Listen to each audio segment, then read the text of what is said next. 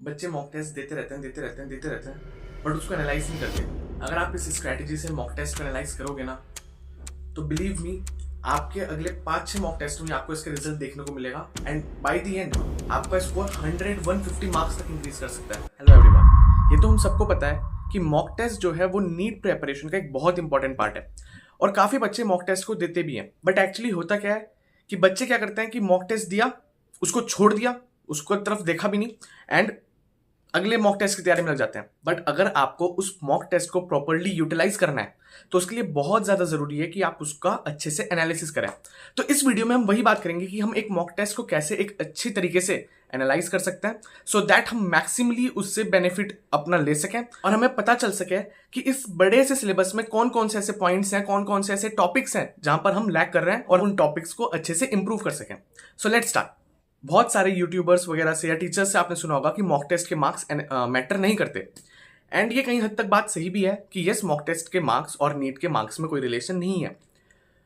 But अगर हम बात करें इमोशनली तो यस, वो बहुत ज्यादा जरूरी है कि आपके मॉक टेस्ट में क्या मार्क्स आ रहे हैं। अगर आपके मॉक टेस्ट में अच्छे मार्क्स होंगे तो आपके अंदर और ज्यादा मोटिवेशन आएगी उस स्कोर को इंप्रूव करने की। वहीं अगर आपके मॉक टेस्ट के मार्क्स थोड़े कम आते हैं तो यू विल गेट डिमोटिवेटेड कि यार मार्क्स कम आए हैं, कैसे होगा प्रिपरेशन। तो यस, प्रैक्टिकली अगर कहूं तो यस, मॉक टेस्ट के मार्क्स मैटर नहीं करते बट इमोशनली आपके कॉन्फिडेंस के लिए मॉक टेस्ट के मार्क्स बहुत ज्यादा इंपॉर्टेंट है। तो इसीलिए अपने कॉन्फिडेंस को हाई रखने के लिए ये बहुत ज्यादा जरूरी है कि हम स्टार्टिंग से ही मॉक टेस्ट में एक अच्छा स्कोर करें so that by the end हमारा कॉन्फिडेंस बहुत हाई लेवल पर हो और नीट के एग्जाम में भी हम बहुत अच्छा परफॉर्मेंस दे सकें। तो अब ये मॉक टेस्ट को एनालाइज करना कैसे? तो आप सेंटर पर गए, जैसे मैंने अपनी लास्ट वीडियो में बताया भी था कि आप ट्राई करिए कि आप एक ऑफलाइन टेस्ट सीरीज ले सकें। बट लेट्स से आपने चलो अभी ऑफलाइन टेस्ट दिया या चाहे ऑनलाइन टेस्ट दिया, अब ऐसा नहीं कि आपने 3 घंटे टेस्ट दिया और उसके बाद अपना बैग उठाया और चले गए अपने घर। ऐसा नहीं करना। आपको क्या करना है, अभी आपने टेस्ट दिया तभी उस पेपर को लेकर बैठो सेंटर पर ही।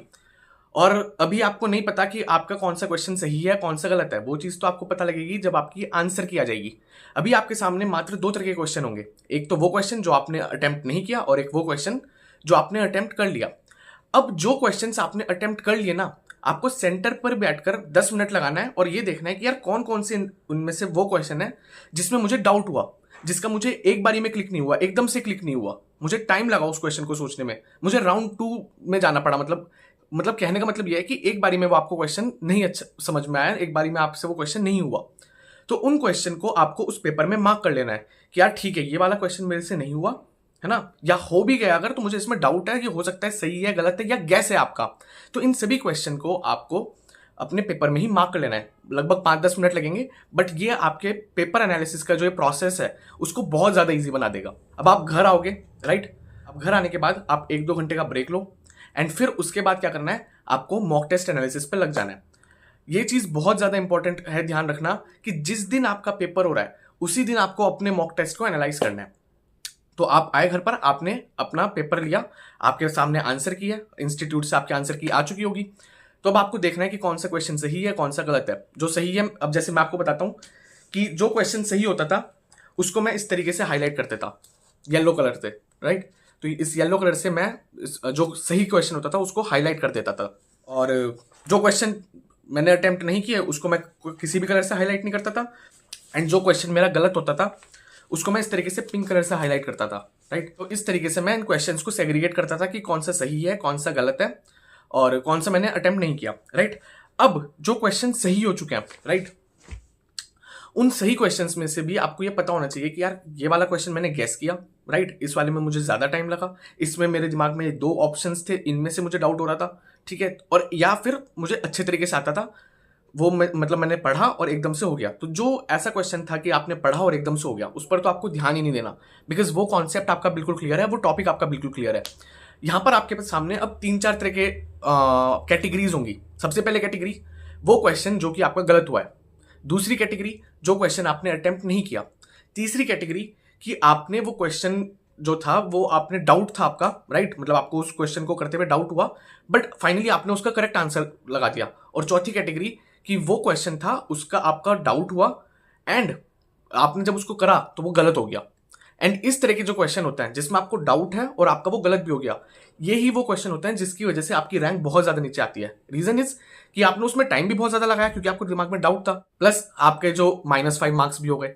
तो ये जो क्वेश्चन होते हैं सबसे ज्यादा आपकी रैंक को डाउनग्रेड करते हैं, राइट। अब क्या हुआ कि आपके सामने जो भी आपका पूरा पेपर था, राइट, उसका आपको पूरा क्रक्स मिल चुका है कि कौन सा सही था, कौन सा गलत था, कौन सा अनअटेम्प्टेड है, किसमें डाउट हुआ। ये सब अब आपको क्या करना है, एक पेपर लेना है, राइट। उस पेपर पर आपको 3 कॉलम्स बनानी है। पहली कॉलम में क्वेश्चन नंबर आएगा कि भाई ये पर्टिकुलर क्वेश्चन है, इस जो भी क्वेश्चन होगा मतलब वो आपको लिखना है उसका क्वेश्चन नंबर। दूसरी कॉलम में कि वो उस क्वेश्चन के साथ क्या हुआ, कि वो आपका डाउट वाला क्वेश्चन था, वो आपका गलत क्वेश्चन था, या वो आपका अनअटेम्प्टेड था। अगर अनअटेम्प्टेड है तो आप लिखोगे यू अनअटेम्प्टेड, अगर वो रॉन्ग है तो आप लिखोगे डब्ल्यू रॉन्ग, और अगर वो डाउट वाला क्वेश्चन है तो आप डी लिख दोगे, ठीक है। और तीसरी कॉलम में आएगा कि वो क्वेश्चन कौन से टॉपिक से था। अब ये बहुत ज्यादा इंपॉर्टेंट है, मैंने कहा कि वो क्वेश्चन कौन से टॉपिक से था। सपोज मान लो वो क्वेश्चन ना आपका प्लेटीहेल्मिन्थीज से है, ठीक है। तो प्लेटीहेल्मिन्थीज क्या है, एनिमल किंगडम का एक टॉपिक है। बच्चे क्या करते हैं, पूरा का पूरा एनिमल किंगडम पढ़ने बैठ जाते हैं। आपका एनिमल किंगडम सही है, आपका उस हो सकता है कि केवल प्लेटीहेल्मिन्थीज टॉपिक वीक हो, तो आपको धीरे धीरे टॉपिक वाइज चलना है, ना कि चैप्टर वाइज। पूरा चैप्टर पढ़ने नहीं बैठ जाना, केवल उस पर्टिकुलर टॉपिक को पढ़ना है, राइट। और एक चीज और ध्यान रखनी है कि आपको हर एक टेस्ट से पहले उसका प्रॉपर रिविजन करके जाना है। ऐसा नहीं कि आपने बिना रिवीजन करे चले गए और आप फिर जाकर टेस्ट दे दिया, तो उसकी वजह से तो क्या होगा कि आपके मार्क्स बहुत ज्यादा कम आएंगे और आपको ऐसा लगेगा कि आपको वो चैप्टर ही नहीं आता। बट आपके मार्क्स कम आने का रीजन क्या है कि आपको वो चैप्टर तो आता है बट आप उसको अच्छे से रिवाइज ही करके नहीं गए, तो आपको जो इन्फॉर्मेशन थी वो एट द टाइम पेपर के समय पर याद ही नहीं आई। तो ये चीज़ है कि आपको रिविजन करके जाना है हर एक मॉक टेस्ट से पहले। नाउ अब आपने वो पूरा पेपर बना लिया कि कौन सा क्वेश्चन नंबर था डिफिकल्ट, मतलब आपका वो रॉन्ग हुआ है, अनअटेम्प्टेड हुआ है, या फिर वो डाउट वाला क्वेश्चन था, और उस पर्टिकुलर टॉपिक्स को भी आपने लिख लिया। अब आपको क्या करना है कि जो भी पर्टिकुलर टॉपिक है, फॉर एग्जांपल हम वो प्लेटीहेल्मिन्थीज वाला ही एग्जांपल लेके चलते हैं, तो वो जो प्लेटीहेल्मिन्थीज टॉपिक है वो आप एनसीईआरटी से या जो आपने नोट्स बना रखे हो, जैसे भी आपको सही लगे उससे आपको पढ़ना है, अच्छे से पढ़ना है, राइट। आपने उसको पढ़ लिया। अब आप क्या करोगे, आप वापस से उस पर्टिकुलर टेस्ट के क्वेश्चन पर जाओगे, ठीक है, और ट्राई करोगे उस क्वेश्चन को सॉल्व करने की। एंड 99% केसेस में आपसे वो क्वेश्चन सॉल्व हो जाएगा, ठीक है। तो ये हर एक उसके लिए करना है। तो आपका मान लो प्लेटीहेल्मिन्थीज से गलत हुआ तो आपने प्लेटीहेल्मिन्थीज पढ़ लिया। बॉटनी में आपका लेट्स से डाइवर्सिटी वाले टॉपिक से गलत हुआ तो आपने डाइवर्सिटी वाला टॉपिक अच्छे से पढ़ा एंड वापस से आकर उस क्वेश्चन को सॉल्व किया। फिर फिजिक्स में लेट्स से आप कह सकते हो कि एंगुलर मोमेंटम का क्वेश्चन गलत हो गया तो आपने एंगुलर मोमेंटम वाला टॉपिक पढ़ा अपने नोट्स में से एंड आकर उस क्वेश्चन को सॉल्व किया। 99% केसेस में आपसे क्वेश्चन बन जाएगा। एक आध क्वेश्चन हो सकता है कि आपने टॉपिक पढ़ने के बाद भी वो क्वेश्चन आपसे ना बने, एंड उसका रीजन ये होगा कि हो सकता है कि वो क्वेश्चन बहुत ज्यादा डिफिकल्ट हो और वो काफी बच्चों से ना हुआ हो, राइट। तो ये चीज है। अब आपको साथ ही साथ क्या करना है कि जो भी क्वेश्चन आपका गलत हुआ है उसको आपको एक नोटबुक में अलग से नोटबुक बनानी है और उसमें ऐड कर लेना है, जिसको मैं मिस्टेक नोटबुक बोलता था। तो मैं आपको दिखा भी देता हूँ कि जैसे मान लो कोई क्वेश्चन है जो कि मेरा मॉक टेस्ट में गलत हुआ है, तो मैं क्या करता था कि उस पर्टिकुलर क्वेश्चन को उस टेस्ट पेपर से कट किया और इस तरीके से इसमें ऐड कर दिया, ठीक है, पेस्ट कर दिया यहाँ पर। इससे क्या होता था, टाइम सेव होता था। आप चाहे लिखना चाहो तो आप लिख भी सकते हो, बट इससे क्या हुआ कि टाइम सेव होता था। अगर मान लो आप ऑनलाइन टेस्ट दे रहे हो तो फिर आप क्वेश्चन को लिख लो, राइट। तो उस क्वेश्चन को लिखा और साथ ही में उसका खुद से, क्योंकि अब आप थ्योरी पढ़ चुके हो तो अब उसका खुद से मैंने सॉल्यूशन लिखा। कोई वीडियो सॉल्यूशन या कोई टेक्स्ट सॉल्यूशन नहीं पढ़ा, खुद से लिखा, ठीक है। तो उसका फायदा क्या होगा कि अब आपके दिमाग में क्वेश्चन रिटेन रहेगा, राइट। तो यही चीज करनी है। आप देख सकते हो मैंने मतलब ऑलमोस्ट हर एक टेस्ट के लिए किया है, मतलब जितने भी टेस्ट हुए थे उन सभी के लिए किया है, राइट। एंड साथ में मैं क्या करता था कि जिस भी पर्टिकुलर चैप्टर का वो क्वेश्चन है वो चैप्टर भी लिख लेता था। जैसे ये मोल कॉन्सेप्ट, फिर यहाँ पर ये स्ट्रक्चर ऑफ एटम से था तो ये स्ट्रक्चर ऑफ एटम, फिर cell the unit of life से था। तो इस तरीके से इसका फायदा क्या होगा कि जब अगली बार मान लो आपका सेल चैप्टर का ही टेस्ट है तो आप क्या करोगे कि इस नोटबुक में जितने भी क्वेश्चन सेल वाले चैप्टर से हैं उन सबको आप रिवाइज करके जाओगे, ठीक है। तो आपको नोट्स तो पढ़ने ही है, बट उसके साथ साथ आप क्या करोगे कि इन जो आपने गलतियां की हैं उन गलतियों को भी आप पढ़ के जाओगे।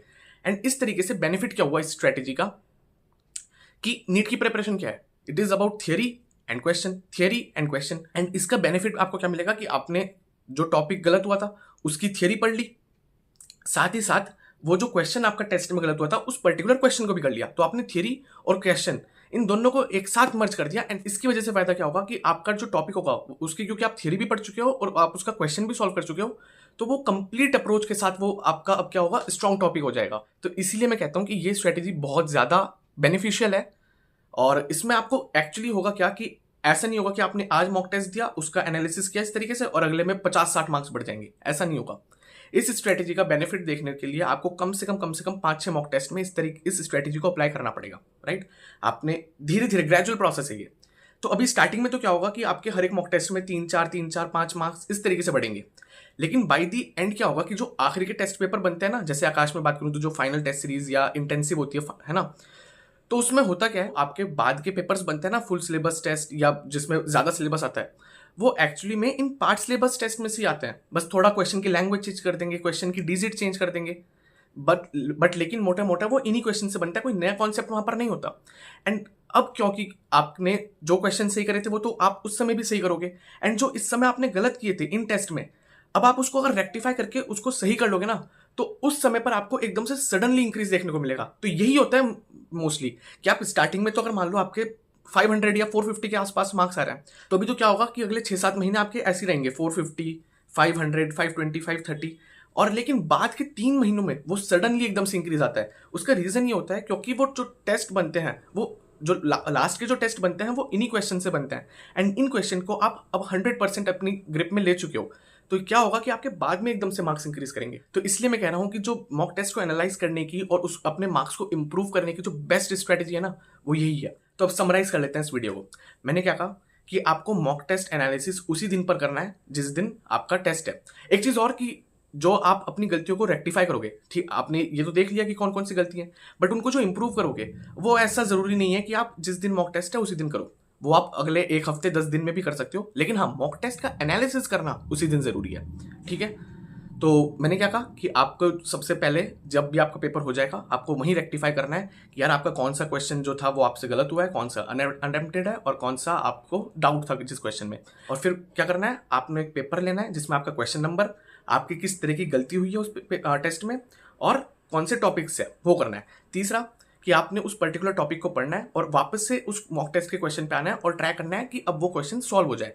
और फाइनली आप जो भी क्वेश्चन गलत करोगे या अनअटेम्प्ट करोगे या डाउट वाला जो क्वेश्चन होगा, उसको एक सेपरेट नोटबुक में ऐड कर देना है, और अगले टेस्ट में जब भी वो चैप्टर आएगा तो उन क्वेश्चन को आपको रिवाइज करके जाना है। तो ये 4-5 बातें अगर आप याद रखोगे तो आपको ये चीज देखने को मिलेगी कि आपके 5-6 मॉक टेस्ट के बाद जो नंबर है वो सडनली एकदम से इंक्रीज कर चुके हैं, ठीक है। तो आज की वीडियो में बस इतना ही। आप स्ट्रैटेजी को फॉलो कीजिए और मुझे कमेंट्स में बताइए कि किस तरीके से आपको इस स्ट्रैटेजी से बेनिफिट हुआ है, राइट। तो मिलते हैं फिर किसी और वीडियो में, एंड तब तक के लिए bye. This is Akshat Gupta signing of.